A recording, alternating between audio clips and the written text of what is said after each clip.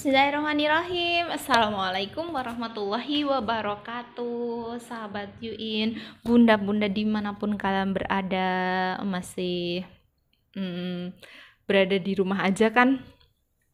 Oke, teman-teman sahabat Yuin, di kesempatan kali ini tuh Yuin mau bahas nih yang kemarin minta di-up kan salah satu komen di video Yuin sebelumnya mengenai tentang mengembalikan anak yang sering dimarahi, anak yang sering dibentak-bentak, bahkan lebih parahnya lagi, ini salah satu contoh aja ya, sampai anak itu dilakukan suatu kekerasan fisik ya. Banyak sekali kasusnya para orang tua itu nggak sabar ketika mengasuh anak. Jadi kalau orang tuanya marah ya main cubit aja, main dikeplak gitu aja atau apalah gitu. Yang penting itu tadi kan emosi dari orang tua tersalurkan kepada anak, tapi itu dampaknya luar biasa banget gitu ya.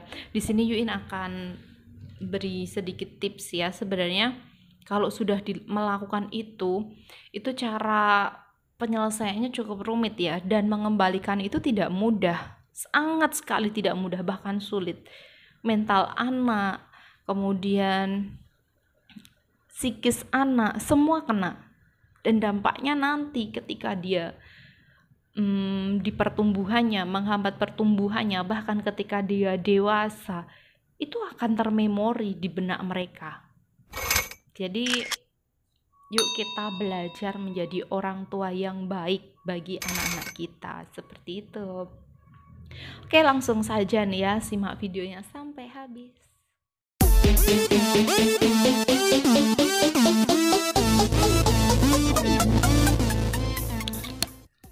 Oke, sahabat Yuin, bunda-bunda dimanapun kalian berada, di sini Yuin akan kasih beberapa tips mengenai cara mengembalikan mental anak yang sudah terluka ya. Terluka karena bentakan, entah itu terluka karena marahan atau bahkan kekerasan fisik ya. Sekali lagi, untuk mengembalikan itu sangat sulit. Jadi kita harus lebih berhati-hati ya dalam melakukan sesuatu kepada putra-putri kita, seperti itu ya. Oke, cara yang pertama yaitu berikan rasa nyaman dan aman kepada anak.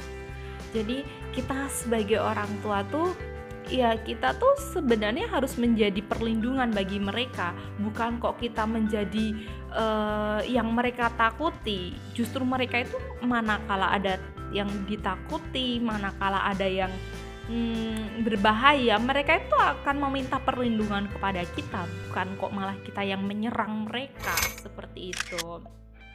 Jadi yuk kita belajar sama-sama menjadi orang tua yang mana di situ orang tua yang selalu melindungi, dan anak akan selalu merasa nyaman di dekat kita. Jadi anak itu gimana Yuin biar dia itu dekat dengan kita dan merasa aman gitu ya. Ya, kita harus mendekatkan diri kepada mereka, mendekatkan kedekatan emosional antara orang tua dan anak ini harus betul-betul terjalin. Dan yang mana nanti kalau ini sudah terjalin, orang tua itu akan menganggap anak itu ini amanah bagi aku, ini titipan buat aku, yang mana aku harus benar-benar jaga mereka, dan mereka pun juga akan kembali ke kita manakala mereka ada sekecil masalah apapun.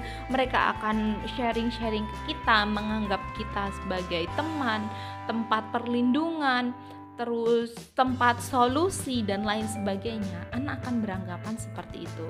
Jadi yuk sama-sama kita buat putra-putri kita itu senyaman mungkin dengan kita, seperti itu bunda. Oke, kita lanjut ke tips yang kedua ya. Tips yang kedua yaitu mendengarkan keluh kesahnya.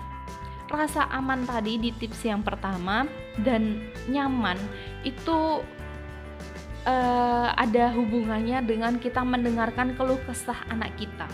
Jadi manakala sebenarnya kalau masih balita nih ya, contohnya masih balita, itu mereka punya keluh kesah kok. Misalkan mereka digigit nyamuk, pasti mereka digigit nyamuk, gatel. Jangan kita oh ya gitu aja, atau kita menyuekinya, menganggapnya itu hal yang sepele. Tapi kita mengekspresikan ekspresi kita ke mereka yang masih balita nih ya. Jadi rasa empati, Misalkan, "Oh ya, digigit nyamuk ya, ya sakit ya, sampai merah kayak gini, kasih minyak ya," gitu. Jadi itu rasa empati yang mana mereka juga akan merasakannya. Jadi ekspresi yang kata orang sih lebay ya, tapi itu adalah ekspresi yang mana nanti anak kita akan terbentuk suatu apa ya? Jadi akan terbentuk suatu rasa empatinya juga. Oh, orang tuaku tuh peduli sama aku. Oh, mama aku itu peduli sama aku gitu, dan mereka akan dekat dengan kita seperti itu. Oke, dari kita mendengarkan keluh kesahnya, kita lanjut nih ya ke tips selanjutnya. Oke, kita lanjut ke tips yang ketiga ya. Tips selanjutnya. Tips selanjutnya yaitu meminta maaf jika bersalah. Nah, di sini Yuin di konten Yuin sebelumnya Yuin tuh sering sebutkan gak ada salahnya orang tua itu meminta maaf.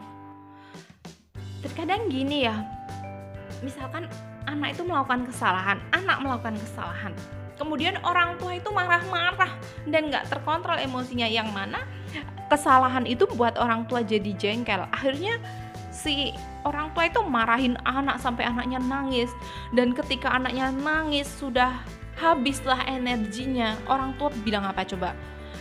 Dia sekarang minta maaf sama mama. Enak banget ya ngomong kayak gitu. Anak melakukan salah, orang tua lebih melakukan salah loh, yang tanpa kita sadari. Sebenarnya salah yang lebih besar itu adalah orang tuanya. Kenapa? Memarahi anak. Anak itu belum seperti kita kok, orang dewasa, yang mana otaknya itu belum sempurna berkesinambungannya, belum sempurna fungsinya, yang mana kita sebagai orang tua bisa diajak berpikir seperti berpikirnya orang dewasa gitu loh. Jadi ya ketika anak melakukan salah, kita atur emosi dulu, kita tahan emosi dulu, baru kita beri pengertian dengan baik-baik. Kalau yang sudah terlanjur gimana dong Yuin? Kita sudah terlanjur marah-marah, sudah terlanjur membentak-bentak, dan marah-marahnya itu sering gitu ya. Ya kita harus meminta maaf. Jangan kok kita setelah marah-marah kita yang menyuruh anak untuk minta maaf sama kita. Kok gitu ya? Seringnya gitu kok. Tapi itu gak bagus loh, dan gak betul. Ya kalau kita mengawali meminta maaf, karena kita sudah memarahinya, kita sudah memarahi mereka, bahkan rasa bentakan atau yang tadi itu menyebabkan dampak yang buruk untuk anak itu sendiri, seperti itu. Oke, sebenarnya masih banyak sekali tips-tips dari Yuin, ya nanti akan Yuin sambung lagi, karena untuk mengembalikan mental anak ini tidak mudah, dan kita harus lebih berhati-hati daripada kita memperbaiki.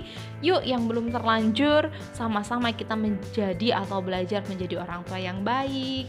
Oke, terima kasih Bunda, semoga bermanfaat ya, dan semoga putra-putrinya yang mengalami keterlambatan mental karena bentakan kita atau kesalahan kita, semoga bisa segera pulih dengan usaha upaya kita. Oke, terima kasih. Dadah. Assalamualaikum.